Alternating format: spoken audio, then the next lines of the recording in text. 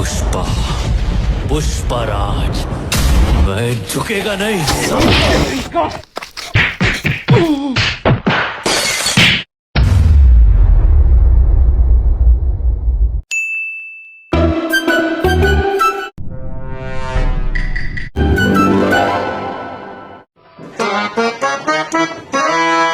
এ labour শুন শুন এখানে আয় শুনে যা। হ্যাঁ ম্যানেজার সাহেব, দাঁড়ান যাচ্ছি। হ্যাঁ ম্যানেজার সাহেব, বলেন কি জন্য ডাকলেন? আজ নতুন একটা কাস্টমার আসবে। আচ্ছা। ওর 1 নাম্বার ইট নিবে, তুমি নাম্বার ইট গুলা 1000 জড়ো করো। ওকে ম্যানেজার, আমি হলে ইটগুলো সাজাচ্ছি। 1 নম্বর ইটগুলো যেগুলো আছে না, ওগুলো আমি হলো সিরিয়াল করতেছি। আমি রিসিপ্ট লিখে দিচ্ছি, তুই এই অনুযায়ী ইট সাজাবি। ওকে ম্যানেজার সাহেব, ঠিক আছে, তাহলে আমি এই রিসিপ্ট অনুযায়ী ইটগুলো সাজাইতেছি। আমি তাহলে একটু অফিসে যা বসি। সালাম ম্যানেজার সাহেব, মুখে রিসিপ্ট দে। আলা মুই তো কাম করবে না, দেখি শোন কিভাবে কাম করে না। তুই দিলে খবর জানিস না।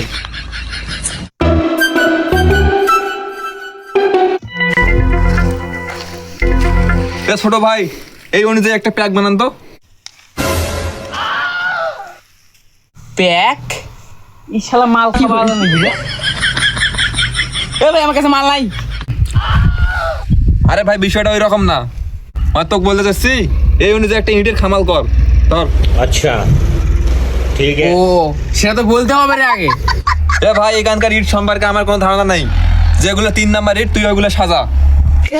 লেগা তো আছে 1 নাম্বার আর এ বলতেছে 3 নাম্বার, তার মানে কিছু খাপিলেতে আছে। আরে তুই যেটা ভাবতেছিস ওটাই। তোর 20% দিব না, যা। কি তুই আমাকে মাত্র 20% দিবি? দাঁড়া মালিককে একটু ফোন করি। দাঁড়া রে দাঁড়া। এ ভাই, এ দাঁড়া দাঁড়া, শুন শুন শুন। কি রে তুই আমাকে মাল লিখে রে? তুই যদি আমাকে 100% শেয়ার দেস, আমি তাও মালিককে বলে দেবো। সারা তবে রে দাঁড়া। पुष्पा पुष्पराज मैं झुकेगा नहीं साला।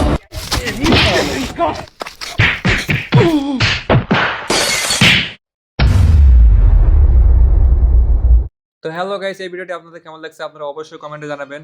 আর এই ভিডিওর কোন পার্টটি আপনাদের সব থেকে ভালো লাগছে অবশ্যই কমেন্টে বিস্তারিত জানিয়ে যাবেন।